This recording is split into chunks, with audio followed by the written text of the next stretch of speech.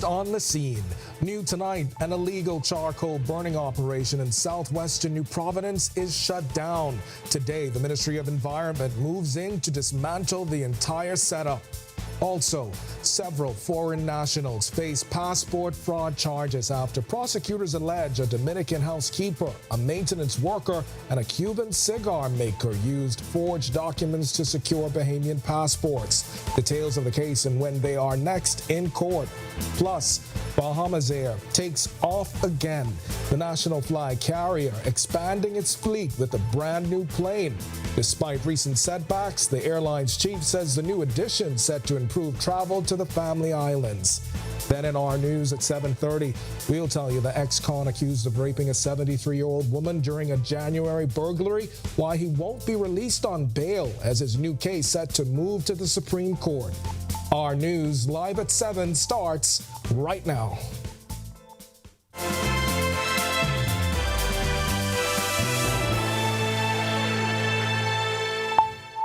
Welcome to our news live at 7. Thanks for joining us tonight.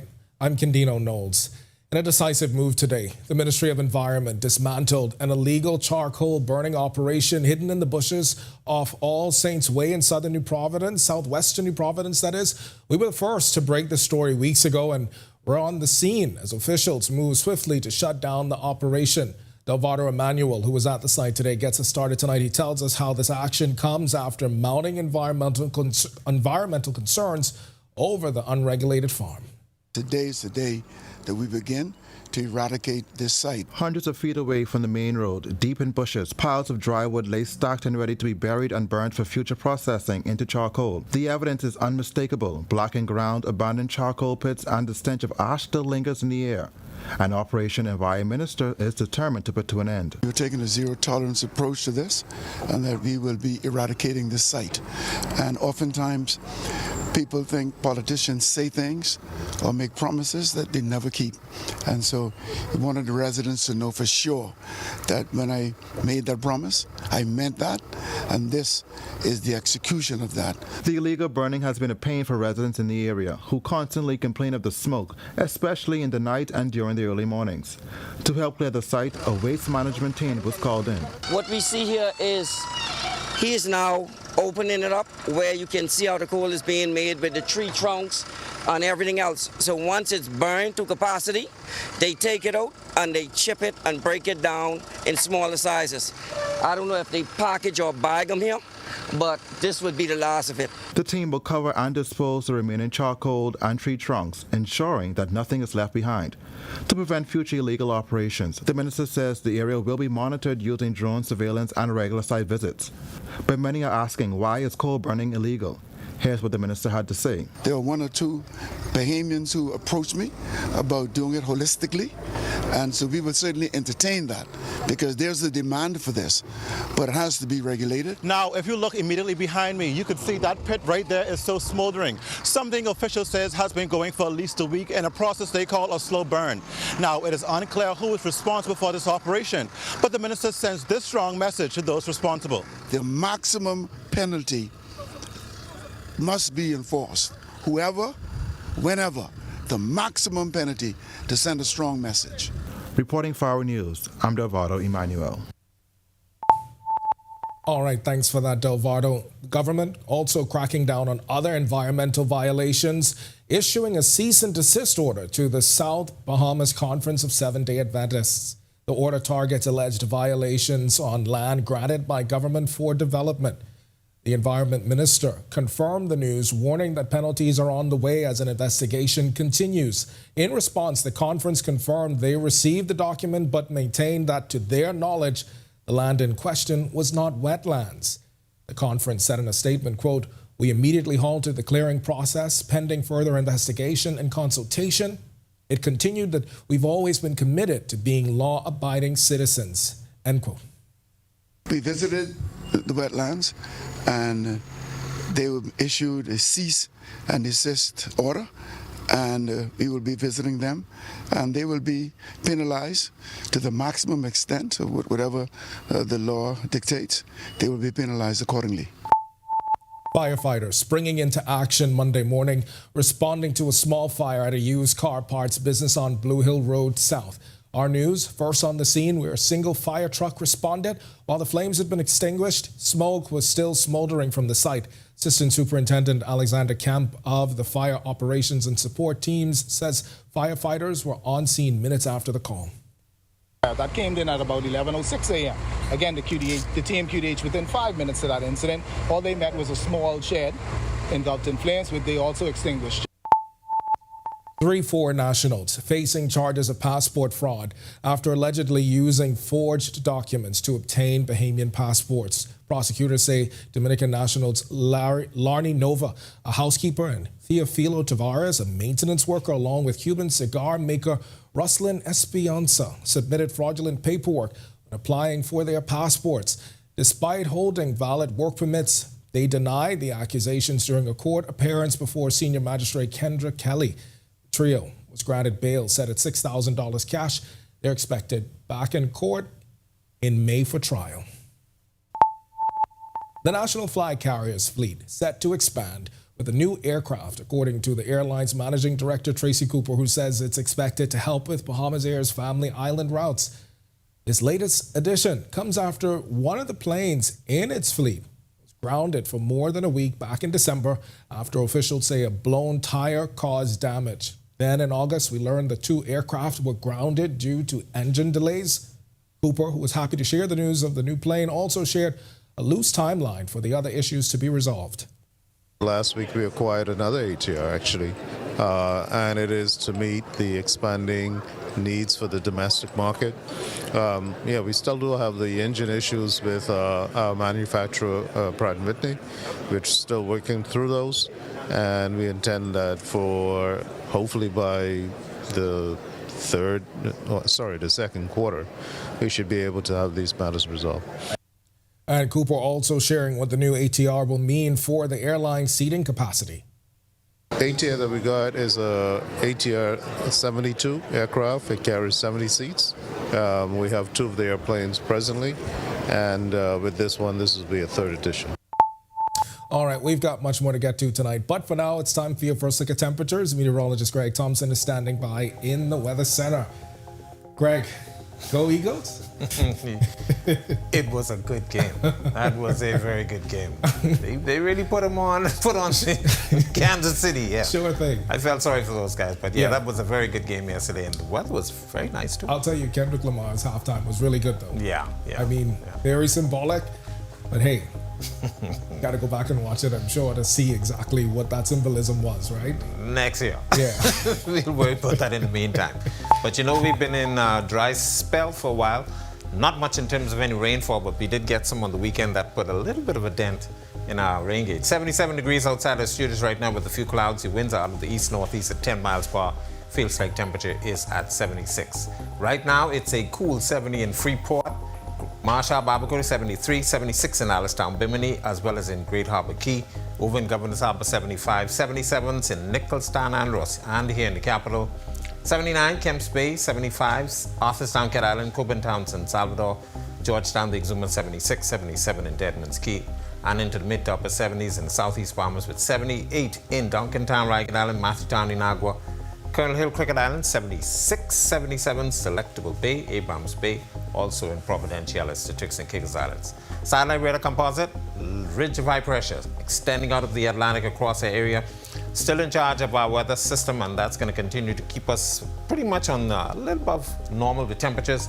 But we do have some patchy moisture moving across. That's the reason why we got some of those showers on the weekend.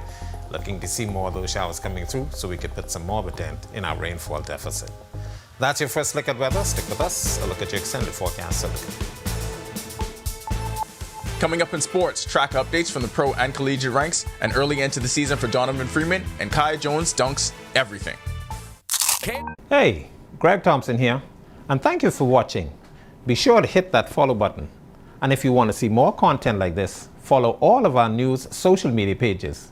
And hey, don't forget to turn on your notifications so you never miss out on the top stories from the team you already trust. Hey, it's your boy Charlie Bahama here, and you can see I'm filming new episodes here in one of the family islands, the one that has the the pink snow. If you missed last season, you can catch it right now on our TV, Cable Bahamas, channel 212 with Dorian Missick and Simone Missick, Gibton. We had AJR and Cuba. So catch the repeats of the Charlie Bahama show, and just rest assured, I'm out here working hard for the new season.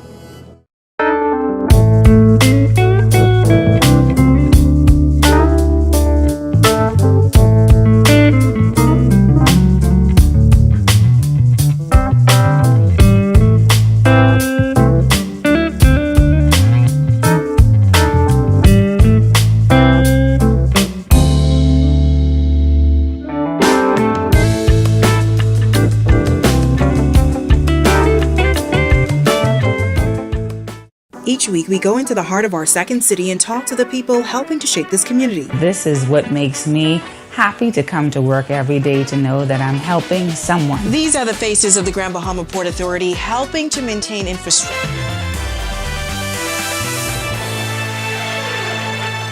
Welcome to Our Sports at 7, presented by 10th Year Seniors. I'm Ronaldo Dorset. That's John Marknut.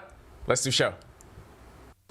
The Bahamas' top sprint hurdlers went head-to-head against a star-studded field at the Millrose Games. Devin Charlton finished third in 7.83 seconds, while Denisha Cartwright was fourth in 7.84 seconds at the 117th Millrose Games at the Nike Track and Field Center at the Armory in New York. Charlton's training partner Messiah Russell finished first in a world-leading time of 7.76 seconds, followed by Grace Stark in 7.82 seconds. The World Athletics Indoor Tour continues this week with the National Grand Prix in China and the Golden Spike in the Czech Republic. In NCAA track and field, the indoor season continued with the biggest highlights coming in the field. Brendan Vanderpool took first place in the pole vault for Stanford University at the UAB Invite in Alabama. The Bulldogs took the top 4 spots in the event, led by Vanderpool, who cleared 5.53 meters. Texas Tech junior Antoine Andrews picked up another win on the circuit. At the New Mexico Collegiate Classic in Albuquerque, Andrew won the 60-meter hurdles in 7.62 seconds. A dynamic freshman season has come to an early end for Bahamian national team standout Donovan Freeman. Syracuse basketball announced that Freeman is set to undergo a procedure that will sideline him for the remainder of the season. One of the most highly touted recruits in program history, he appeared in 14 games, averaging 13.4 points and 7.9 rebounds per game. Kai Jones had video game numbers for the San Diego Clippers in G League action. Jones finished with 24 points on 10 for 11 shooting from the field in the Clippers' 125-113 win over the South Bay Lakers. That'll do it for Our Sports. Stay tuned to Our News at 7:30 for details on these stories and more. When our news comes back from the break, we turn our spotlight to stories making headlines across the world as the United States set to slam 25% tariffs on steel and aluminum imports. Plus, the Eagles soar to a Super Bowl glory. And why the IMF is predicting over 2% growth in 2025 for the region when our news returns. Yo, what's good, my loyal viewers? Ronaldo Dorset of 10YS here. First of all, thanks so much for watching, but be sure to hit that follow button. If you'd like to see more content like this, follow all of the R News social media pages, and of course, don't forget to turn on your notifications so you never miss out on the top stories from the team, well, from the teams you already trust.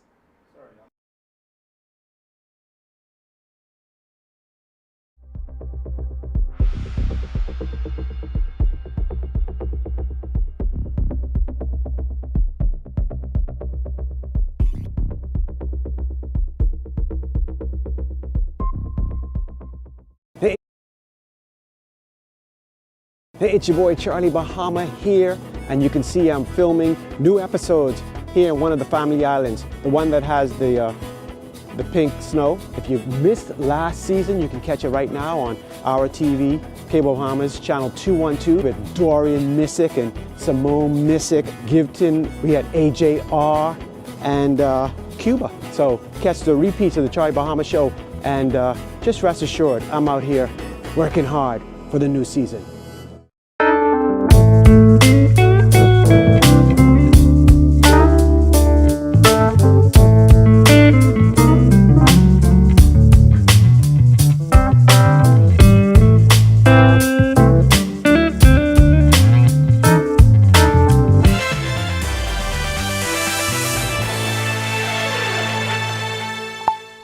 This is our news. Welcome back. We turn our attention now to stories making headlines across the world.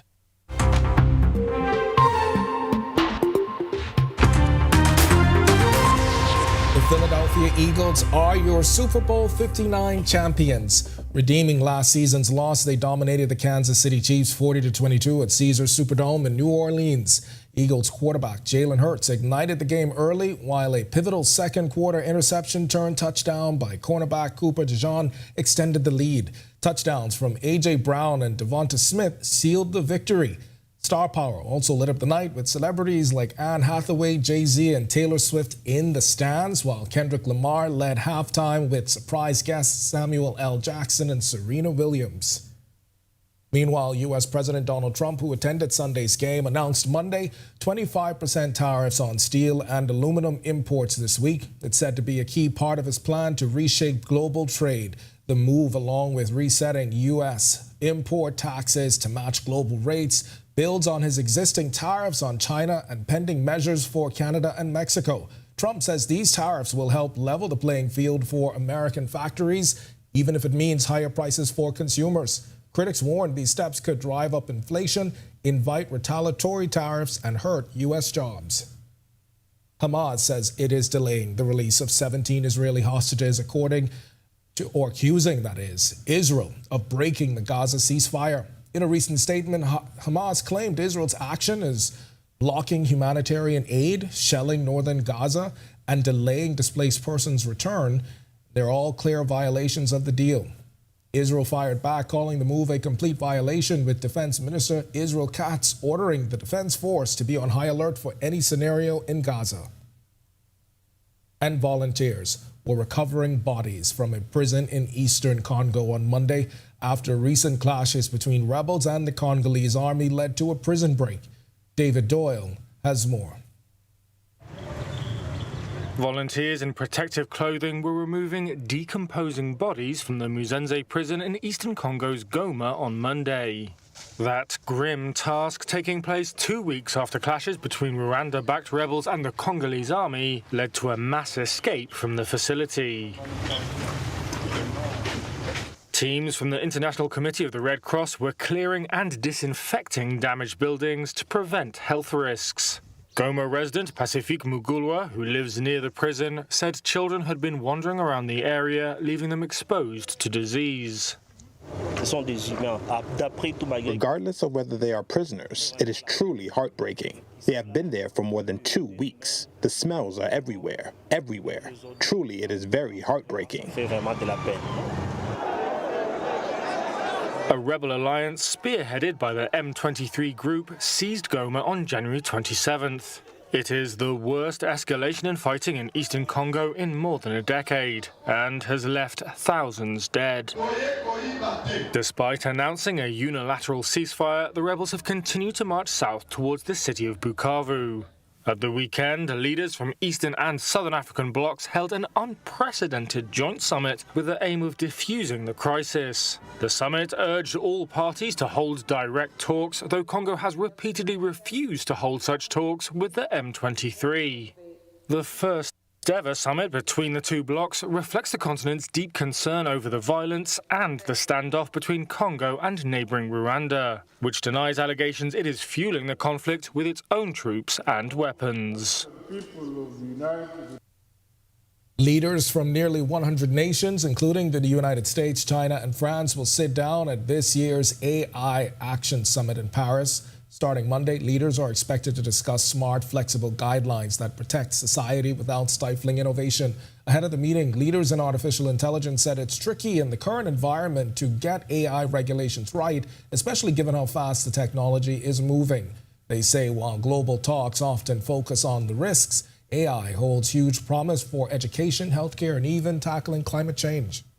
I think by focusing on the opportunities, those are the things that are going to benefit people in society. I think too often many of these conversations have been too just focused on the risks and complexities, and also not enough on the opportunities. So I hope that science is one of those. But as Demis and I think a lot about the economy is one of those, benefiting people's another part of that, but also tackling some really pressing societal challenges. And I think it's important to regulate AI, but it's important to get the regulations right. And when that's hard when the technology itself is not fully understood and it's so fast moving. And it also needs to be international, because AI is going to affect all countries, the whole world, and as a technology. And there needs to be sort of international cooperation around that, and that's also tricky in the current environment. So I think that's why summits like this have, I think, an important part to play. And the International Monetary Fund forecasting steady economic growth in the Caribbean this year at around 2.4%. Aside from Guyana and Haiti, the IMF said recently the region has bounced back robustly from the pandemic, while tourism-dependent economies are stabilizing with visitor numbers returning to pre-pandemic levels. The IMF says commodity exporting nations are thriving thanks to strong non-energy performance and supportive policies. Lower global commodity prices and easing supply chain issues are said to be keeping inflation in check. Still to come in our news, today in history, find out interesting facts about the day that was February 10th.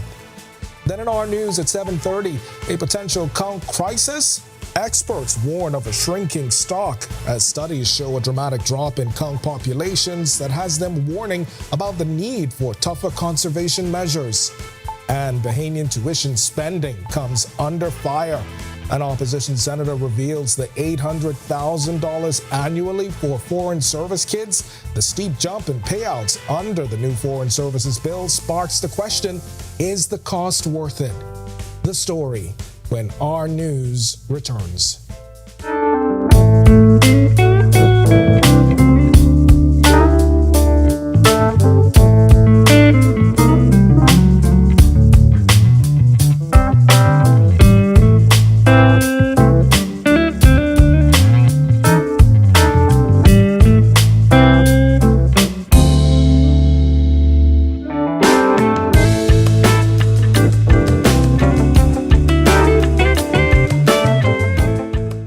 Each week, we go into the heart of our second city and talk to the people helping to shape this community. This is what makes me happy to come to work every day, to know that I'm helping someone. These are the faces of the Grand Bahama Port Authority, helping to maintain infrastructure, grow the economy, and bring a better quality of life. Our mission statement is to better the life. Because I have to be a part of Grand Bahama. Join me at Talia Hall every Wednesday at 7:30 p.m. right here on Our News as we share these inspiring stories of Freeport. Stay with the team you already trust.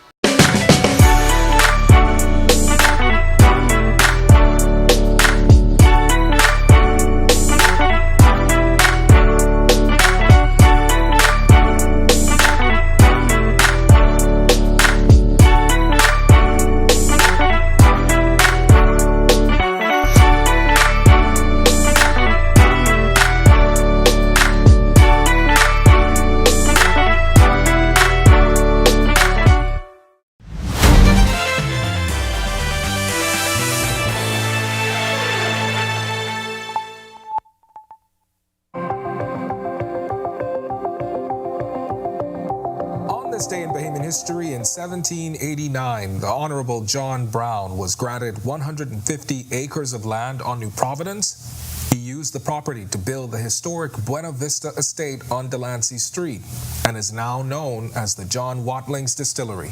And finally, on this day in 1956, Charles Cecil Farquharson Dundas died at the age of 71. Dundas was governor of the Bahama Islands from 1933 to 1940 after previously serving as colonial secretary.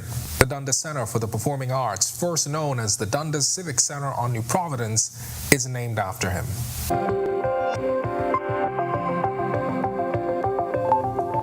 All right, students at Wims's Bight Primary School in South Eleuthera now have a brand new playground, and it's thanks to Disney Cruise Line. Joshua Williams, who was recently on the island to witness a special gift, tells us it's just one of many community projects on tap for the island. Students at the Wims's Bight Primary got to play on their brand new playground on Friday. It's Disney Cruise Line that's made it possible.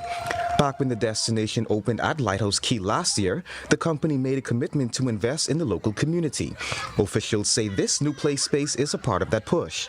Regional Public Affairs Director Joey Gaskins says it's all about creating positive impacts in a community they now call home. And we have focused on culture through our sponsorship of Junior Junkanoo, for example, on conservation with our work at Lookout Key, sustainable economic opportunity through our work with the Eleuthera Chamber of Commerce. It's a small school with less than 100 students tucked away in one of the island's southern communities. It took a team of volunteers from the community and Disney to make it possible. Principal Katrina McKinney says it was more than a project for them. This has made a significant impact in our school community. Therefore, on behalf of our parents and community, we feel truly blessed and grateful for all that you have done. And of course, it was all about the students. I asked a few of them how they felt about their brand new playground. This is our first playground in a very long time, so I'm really excited to have a new playground so I can play with my friends. I feel great about it. It's a good experience for the children, and I feel terrific about it because the children have an opportunity to feel free and to have the greatness of recreation and to just, have a good time. Now, this is just the beginning of all the excitement. The Disney Cruise Line project is expected to go to 5 other schools in the island to take the play project as well. Reporting from Rock Sound, Eleuthera for Our News, I'm Joshua Williams. Oh, thanks so much for that, Josh. If you want to watch that story again and for all of today's top stories, you can visit ournews.bs. That's going to do it for us in News at 7. Joining us now is Jerome Sawyer. He's in with the latest headlines. Jerome, happy Monday. Good to have you in the chair. Okay, well, thanks. So before we get there, though, the kids from Women's is Spike. Now, I know you're an Eleuthera native. I mean, because they really showed up in the story today. Yeah, I mean, even just hearing them speak just now tells me that the future is bright, especially for my island. Definitely. Well, thanks a lot, Kenina. Well, coming up, a potential Conch crisis plus Bahamian tuition spending comes under fire. Here's a look at your latest headlines. Ahead on our news tonight, bail denied. A rape suspect who recently served a 30-year sentence on a similar conviction remains on remand as prosecutors prepare to try him for a recent rape. Experts sounding the alarm. Is our conch population in danger of collapse as the U.S. puts it on the endangered species list? Who's footing the bill? A former minister reveals tuition for the kids of foreign services officers costs taxpayers a whopping $800,000 a year. And tonight, we introduce you to one of the most famous spelling bee participants in history. 13-year-old Seth Brown has not allowed his autism to keep him from participating in the upcoming National Spelling Bee. Our news live at 7:30 is back in a moment. Welcome to Paradise Games, where exceptional service meets the ultimate gaming experience. Our dedicated team is here to make every visit a win. Now this is paradise. This is more than just a place to play. Now this is paradise. It's where excitement meets world-class service. Now this is paradise. Now this is paradise. Come, experience it for yourself. Now this is paradise. Inti Corporation is on the move. Day by day, panel by panel, our commitment to sustainable energy becomes more real.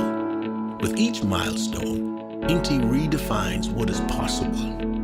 Not only are the Lucayas solar power projects on the island of Grand Bahama growing in scale, they are setting a new standard for energy independence in the Bahamas. These state-of-the-art solar farms at the Fairfield and Devon sites, once completed, will harness the power of the sun to generate 9.5 megawatts of clean, sustainable energy. Inti is on the move as a beacon of progress and innovation that is rapidly transforming our energy landscape. Witness the future of sustainable energy unfolding on the island of Grand Bahama as Inti Corporation shines brighter than ever. Inti Corporation, powering your world, powering your future.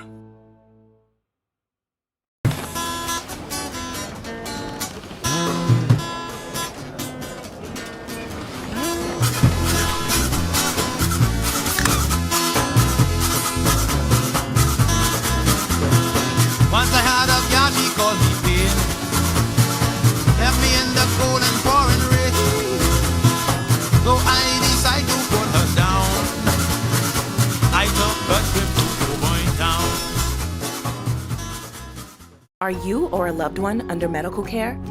Do you need affordable medical supplies?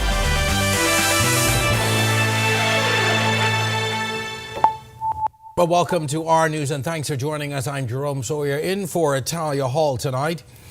An accused rapist and ex-con denied bail after prosecutors bring similar charges to a sentence already served on a similar conviction. Richard Bannister remaining behind bars tonight as he awaits a voluntary bill of indictment for that case to now move to the Supreme Court. His alleged crime, the rape of a 73-year-old woman during a burglary at her home in Weybridge Road in Highbury Park back on January 30th. Now, according to prosecutors, he had just completed a 30-year sentence for similar crimes when he allegedly committed this act nearly a month ago. Bannister did not plead to the rape and burglary charges in his appearance before Magistrate Carolyn Vogt Evans. With his bail now denied, he remains on remand at the Department of Corrections until May 19th. That's when his case returns to court for the voluntary bill of indictment papers. That means the evidence against him will be presented and the case fast-tracked from the magistrates to the Supreme Court. Experts sounding the alarm that we may be headed for a collapse of our conch population. This latest warning comes as many restaurants and eateries are unable to provide the popular delicacies as supplies just aren't there. Ongoing studies continue to provide evidence of a dramatic decline in conch stocks. Experts warn that without stronger conservation, conch populations could vanish entirely. The United States recently declared conch an endangered species following Florida's complete closure of its fishery supplies due to a collapse in population. Could the Bahamas be headed in the same direction? After reports of supply shortages, we asked the Bahamas National Trust Director of Science and Policy, Fallon Cartwright, to help us understand what's actually happening out there. The U.S. is listed as endangered. We have it listed as CITES, and we know that the stocks are declining. We know that fishermen, it's much harder for them to find and bring in enough conch for, to make enough money. We know that the prices are going up. I mean, that's also inflation as well, but it certainly is not as plentiful as it was before. So I don't think that it's a matter of if or can. I think it is, but that's not something new. Well, the Bahamas National Trust, along with government agencies and conservation groups, have been pushing for new fisheries regulations, including minimal shell thickness requirements and mandatory in-shell landing to try and protect the mature conch. We've made some recommendations, some that have been considered in some fisheries regulations that they're under draft right now, so under the stakeholder engagement process, but they include things like a minimum lip thickness, because that's a proxy for age and maturity. So once the conch get to a certain length, around 3.5 years, they stop growing in their length and they start adding thickness to their shell. Here's the amount, $800,000 a year. That's how much government and taxpayers are footing in tuition for the children of foreign service officers. Former foreign minister and leader of opposition business in the Senate, Darren Henfield, sharing those high numbers while contributing to debate on the Foreign Services Bill this morning. Up to the time the Minnis administration lost the last election 3 years ago, he was foreign minister. But since then, he claims there's been a major jump in payouts. Today's Senate debate focused on the Foreign Services Bill for the establishment of the Department of Foreign Services and the establishment of the Bahamas Al Ray Ramsey Institute of Foreign Affairs. Ramsey died in Italy several years ago under suspicious circumstances. Well, during today's debate, Henfield focusing on the high cost of operating that ministry. It's a very, very expensive undertaking. Every foreign service officer that we post abroad has to be paid, and then they have to get allowances, right?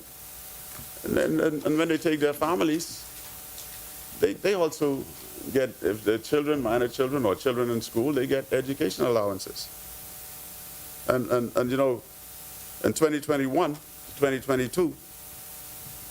we had something like 182,000, right? $966 in educational allowances, which moved by 2022 to 2023 to just under $1 million. Passengers to the Lynden Pinley Airport will begin to see marked improvements starting next year. News of the expansion and renovations coming from the Nassau Airport Development Company President and CEO Vernice Joaquin on the sidelines of the 2025 Roots America Conference today. Roots America is a premier event in the aviation industry. The airport currently sits within a 585,000 square foot space. We know that the peak is pretty stressed, but we're managing through it, and we'll be using more forms of technology to help us to process people faster, process bags faster. But we will find a way to, over the course of the next 5, 10, 20 years, to expand our facilities to alleviate airside congestion. We're looking at some additional parallel taxiways, rapid exit taxiways, things that will get aircraft onto and off of our runways a lot faster. Well, despite the congestion and traffic, LPIA is considered among the best airports in the region. The plans include expanded terminals, which will no doubt require quite a bit of funding. Now, just how much? Well, Joaquin and her team are still working that out. It's a very exciting time for us to be able to share what the future will look like so that airlines can plan for the future with us. We haven't finalized all of our plans yet. We're actually actively planning now. It will require some refinancing. So we're probably talking about 2026 and beyond for anything to get started. We haven't finalized the refinancing yet. Well, after years of sitting dormant and in disrepair, the famous Dundas Centre for the Performing Arts could be well on the way to reopening. The government today signing a memorandum of understanding, a promise of $340,000 in support for the country's premier performing arts centre. Established 95 years ago, first as a training centre for butlers and hotel workers, and its 55 years as a theatre. 5 years ago, it closed when the air conditioning units failed in the COVID lockdowns. The management simply could no longer keep it open. Dundas Centre Civic Centre Chair Dr. Nicolette Bethel says this is the first time ever the Dundas is getting this kind of support from the government. It's timely also because it will allow us to develop and to grow. We have a vision. We have 2 theaters on the property now. Most people can only see the big one in the front. There's a little one in the back. We plan to have 3 performing arts spaces, 3 theaters on the property, as well as a number of other facilities for the performing arts. It is a center for the performing arts, and this agreement will allow us to make our dreams come true before those of us who have gray hair shuffle off this mortal coil. Well, plans are also moving ahead for the Bahamas Creative and Performing Arts School, known as Campus. It's all a part of the government's efforts to strengthen the orange economy. This MOU also establishes a key partnership with CAPUS, the new Creative and Performing Arts School of the Bahamas, set to open later this year. In the coming weeks, you will hear significant updates about the progress of CAPUS and what it means for the future of the performing arts in our nation. Additionally, this agreement supports collaboration with a new National Performing Arts Center, which we are developing to elevate the creative arts sector. Well, it's time now for our first look at temperatures on the outside. Our meteorologist Greg Thompson is standing by in the Weather Center. Greg, for the first time since December, I think I may think about cutting my grass after the weekend rain. Any chance we're going to get any more of it? Very dry conditions out there. We could see some spotty showers moving across, but boy, they ain't so I can keep the lawnmower away for now. Yeah, keep that, because I actually did that, a week ago, and all I did was kick up grass, dust, so yeah, right. Leave that alone. 76 degrees outside our studio. There's a few clouds, east-northeast winds at 10 miles per hour. Feels like temperature is at 76. Taking a look at our satellite radar composite, just a dry atmosphere in place. High pressure is in charge and high sticks out of the Atlantic across us and into the Gulf of Mexico. But we are getting some pulses of moisture moving across the area, and that's going to bring us just a spattering of a few showers. Nothing really to measure in the rain gauge, but it's going to remain dry, and this high pressure is going to stay in charge for the entire week. That's a quick check on conditions around the islands. Stick with us. A look at your extended forecast is still. And still to come tonight, fire damages one of our landmark hotels. Firefighters rushing to try and save the historic Arawak Inn on West Bay Street today. We'll tell you what happened. And his story will inspire you. A 13-year-old autistic student on his way to the National Spelling Bee after his teachers saw his potential and helped him along this incredible journey. And later, want to show how much you care? Before you run out and buy just any old chocolate, our Joshua Williams has the perfect idea to not just show how much you care, but to prove it this Valentine's Day. That's coming up when our news returns. Are you or a loved one under medical care? Do you need affordable medical supplies? Ports International is the largest home healthcare supplier. Medical supplies at the very best price, and you can even shop online. From hospital beds to wound care, wheelchairs to walkers, Ports is a one-stop shop for your medical supplies, and we accept insurance. We have online shopping and 2 locations to serve you, at the Airport Industrial Park and Shirley Street. We also ship to the Family Islands. Shop online and visit us on Facebook. Call Ports at 377-1771.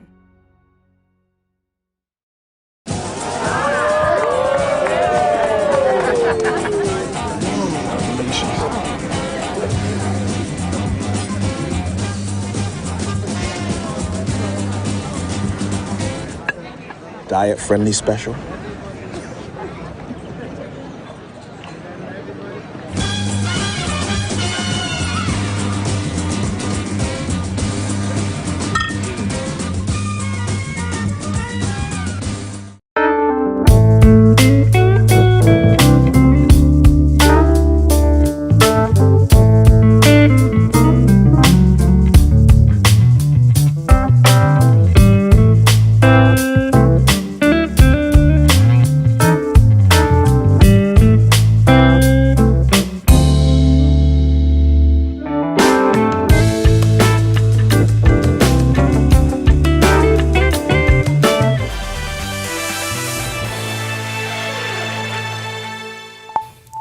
A landmark hotel damaged by fire today as guests evacuated and firefighters rushed to the scene. The call came for fire rescue around 11 this morning at the Arawak Inn on West Bay Street. While the staff and guests evacuated, fire crews moved quickly to confine the fire to the back of the building. Assistant Superintendent Alexander Kemp from the Fire Operations and Support Team confirming one person was treated for smoke inhalation. The team quickly brought that fire under control and it's extinguished at this time. As a result of this incident, one of the female residents, she received some minor case of smoke inhalation. She was seen by the ambulance personnel, treated and released. So at this time, we're just investigating the cause of this incident. While on the scene, fire investigators said it was still too early to say just how that fire started. That part we're going to investigate. We don't like to speculate in any way. Of course, he's the unexpected spelling bee champion who's already captured the heart of the community. Teachers of 13-year-old Seth Brown saw his potential and were determined to help this autistic student on an incredible journey to the Spelling Bee Nationals. Our Marlena Leonard shares his incredible story with us tonight. He's excited. He comes home and says, "Mom, I'm a part of the Spelling Bee." It is a phenomenal experience for my son, who has been laughed at, who has been mocked at, who at times have been at a disadvantage, to be able to be afforded an opportunity like this and to have the self-pride. And that was something that I had not seen ignited in him before. Seth Brown is a 13-year-old AF Adderley student with autism, but that hasn't held him back in the sphere of Bahamian spelling bees. So, I won these couple of trophies because I won the Christmas term and the spelling bee competition in the first place. So, all I ever it was to win for the Nationals. Seth's mother, Sherelle, tells us Seth was a delayed talker, but was reading multisyllabic words at 3 years old. Even with his innate talent, she says he wouldn't be on his way to Nationals if it were not for the keen eye of the A.F. Adderley faculty. And if she didn't champion the cause, then we may not be here today. Latara Archer is part of the pre-vocational department and one of the Spelling Bee Club's coaches. After spotting Seth's talent, she spent countless hours practicing with him, but says even more than the prizes, there was something else that made it all worth it. Touching moments for me was at the district when he won and he embraced me and he said, I love you, Miss Archer. And I think that out of anything, more than any penny, anything that I'm going to carry with me, but Seth is what I call a phenom. Principal Carmen Richards-Miller says it was a no-brainer to throw their full support behind him. Once Seth had an interest and Mummy was on board, then we were willing to make sure that he had those opportunities to excel. But no matter the results of the competition, head Spelling Bee Club coach Dr. Eunice Miller says they're proud of Seth. Our resident celebrity from the pre-voc units, and so we're very, very proud of him as a school body. For his mother, she hopes this can serve as a lesson to the country not to put limits on children with autism. Reporting for Our News, I'm Marlena Leonard.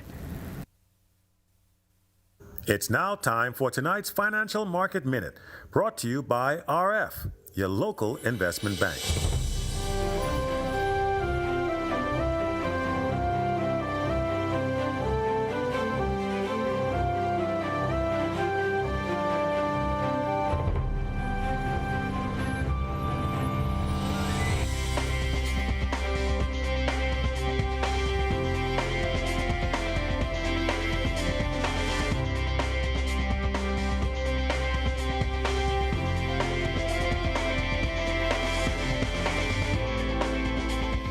This has been your Financial Market Minute. To explore the best performing mutual funds in the Bahamas, visit our website at www.rfgroup.com.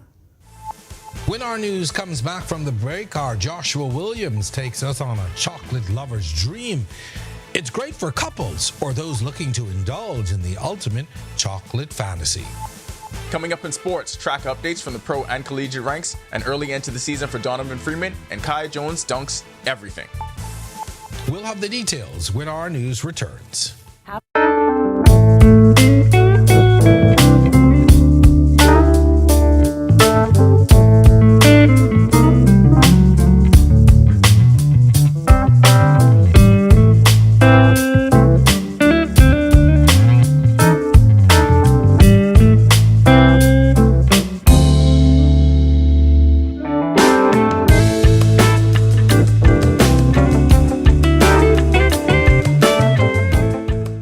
Each week, we go into the heart of our second city and talk to the people helping to shape this community. This is what makes me happy to come to work every day, to know that I'm helping someone. These are the faces of the Grand Bahama Port Authority, helping to maintain infrastructure, grow the economy, and bring a better quality of life. Our mission statement is to better the lives. Because I have to be a part of Grand Bahama. Join me at Talia Hall every Wednesday at 7:30 p.m. right here on Our News as we share these inspiring stories of Freeport. Stay with the team you already trust.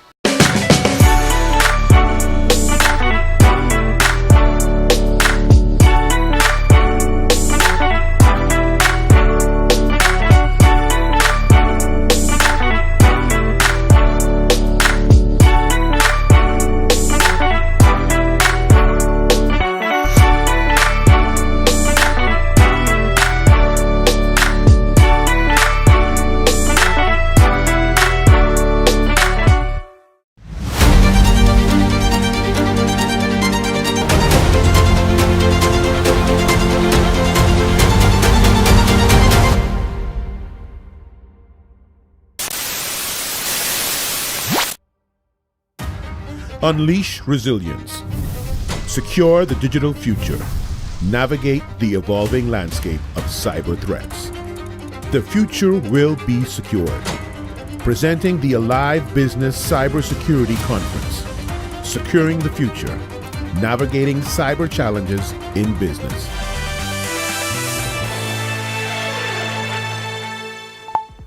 Welcome to Our Sports, presented by 10th Year Seniors. I'm Ronaldo Dorset. That's John Marknut. Let's do show.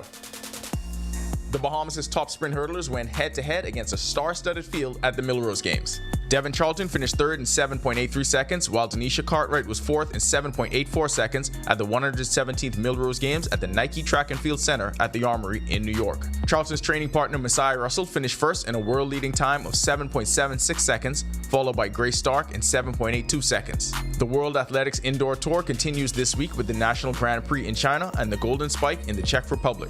Both Charlton and Cartwright are expected to compete at the World Athletics Indoor Championships March 21st to 23rd in China. In NCAA track and field, the indoor season continued with the biggest highlights coming in the field. Brendan Vanderpool took first place in the pole vault for Stanford University at the UAB Invite in Alabama. The Bulldogs took the top 4 spots in the event, led by Vanderpool, who cleared 5.53 meters. It currently stands as the 10th best mark in the country this season and the 2nd best in Samford's indoor school history. Texas Tech junior Antoine Andrews picked up another win on the circuit. At the New Mexico Collegiate Classic in Albuquerque, Andrew won the 60-meter hurdles in 7.62 seconds. He also reached the 60-meter final but did not start. A dynamic freshman season has come to an early end for Bahamian national team standout Donovan Freeman. Syracuse basketball announced that Freeman is set to undergo a procedure that will sideline him for the remainder of the season. One of the most highly touted recruits in program history, he appeared in 14 games, averaging 13.4 points and 7.9 rebounds per game. His last appearance was January 4th against Florida State. A McDonald's All-American and the number 6 recruit in the 2024 class, Freeman also made his Bahamian national team debut last summer at the FIBA Olympic qualifier in Valencia, Spain. Kai Jones had video game numbers for the San Diego Clippers in G League action. Jones finished with 24 points on 10 for 11 shooting from the field in the Clippers' 125-113 win over the South Bay Lakers. Jones also added 9 rebounds, and 9 of those field goals were dunks, as you can see in the highlights. The Clippers outscored the Lakers 62-50 in the second half and had a plus 30 advantage on the glass. The game between the two in-state rivals was the largest attendance this season for the Clippers at Front Wave Arena. That'll do it for our sports. This is 10YS. So your biggest takeaway from Sunday night, is it over for him? I'm trying to figure out who had a better birthday weekend, Ronaldo Dorset or Cooper DeJean? Yeah, let's talk about it off camera. Back to the studio. Still to come on our news. Run out of ways to say I love you this Valentine's Day? Well, our Joshua Williams may have found just what you're looking for. Plus, Greg is back with our extended weather forecast when our news returns. Hey, it's your boy Charlie Bahama here, and you can see I'm filming new episodes here in one of the family islands, the one that has the pink snow. If you missed last season, you can catch it right now on our TV, Cable Bahamas, channel 212, with Dorian Missick and Simone Missick, Gibton. We had AJR and Cuba. So catch the repeats of the Charlie Bahama show, and just rest assured, I'm out here working hard for the new season.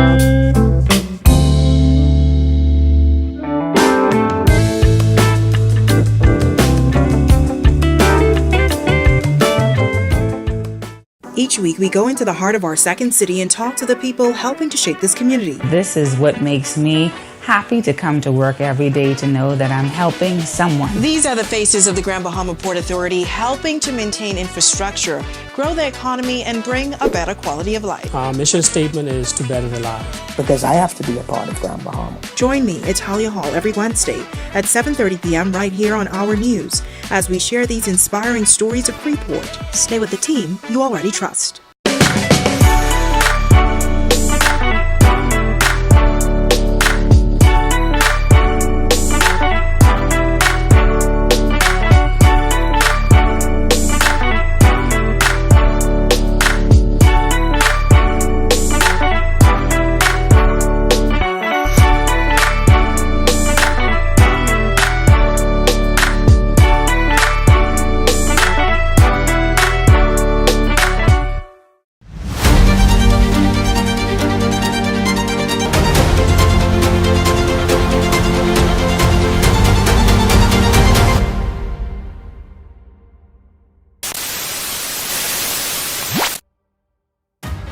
Unleash resilience. Secure the digital future. Navigate the evolving landscape of cyber threats. The future will be secured. Presenting the Alive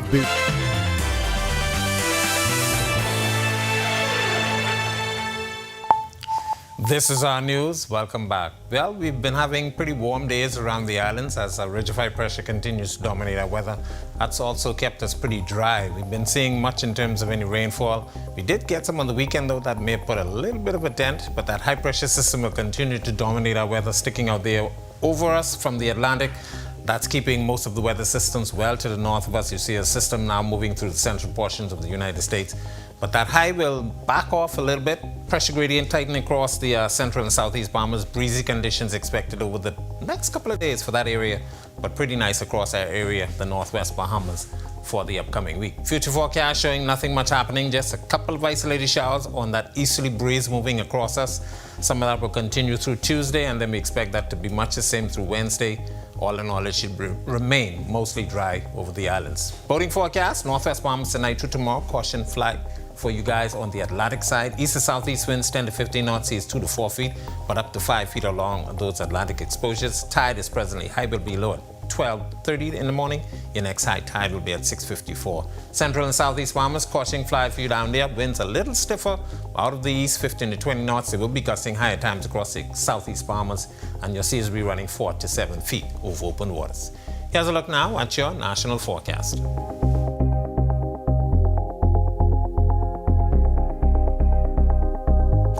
In the extended forecast, not much changed. Breezy conditions will be with us tomorrow, and that should extend into Thursday. Temperatures will be a little above normal. We're looking for those low to mid 80s. Nighttime temperatures will be in the upper 60s, actually, to low 70s.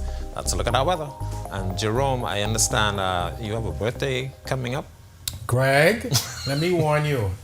Do not let these people in the control room set you up. Yes, my birthday is on Friday. Yes. Valentine's Day. Yes, very significant day. Let me just sneak this little piece in there. 13th, which is just the day before my parents' anniversary. So yeah, I know your parents quite well. They got married just before. So I gotta ask you, what you doing for wifey on Valentine's Day? Because you always in there talking about wifey. I hope she watch it. That's a secret. She's sitting right there. Okay, she's sitting right watching, right on that chair. She's watching. Thank you much, Greg. Appreciate you. All right. Well, chocolates are probably the first thing most of us think about when Valentine's Day comes to mind. But before you rush out looking for the perfect way to say I love you, this year our Joshua Williams has an idea for couples looking to put a special spin on a yearly tradition. His journey took him to the famed Graycliff Chocolate Factory. Valentine's Day is less than a week away. Many of you are probably wondering what you're doing for the Day of Love.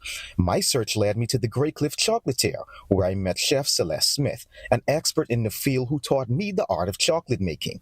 The first step is roasting the beans, which brings out that rich flavor we all love. Next, the husks are removed from the bean using a special machine. The nib is then crushed into a paste, finally going to this machine. That machine basically just grinds up the chocolate liquor, and we add a little bit of essence of vanilla, some sugar and milk powder, and a little bit of our secret ingredient. It's now on to the temperature room, where different types of chocolate are mixed at different temperatures. I sampled the milk, dark, and white chocolate, the dark being my favorite. And this one is actually the most healthiest. It ranges from 75 to 80% solid chocolate, so this is more healthier for you as well. It definitely tastes better. Mm-hmm. Next, I got my chance to decorate my chocolate bar. And although I'm not as creative, I decided to give it a shot. Yeah, pour it all over. All right.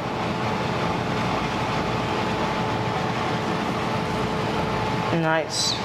So you measure exactly how much you would need in each cup, or Once you tap it, you see the air bubbles starting to come up on the surface like that. Yeah, so our interactive tours have always been a popular seller for especially tourists on the cruise ships. It's a really nice experience, and obviously school tours, which gives you basically the history of chocolate. Then it was on to the cooling station for about 15 minutes.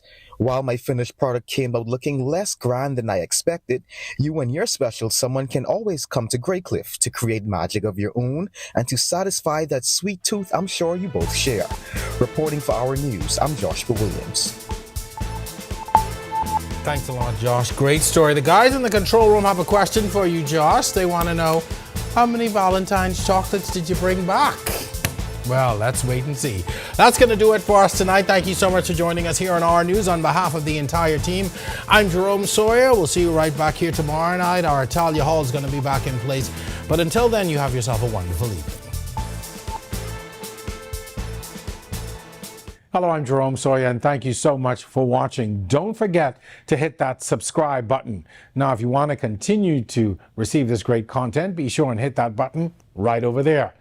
And don't forget to turn on your notifications. That way you continue to get all of this great content from the team you already trust.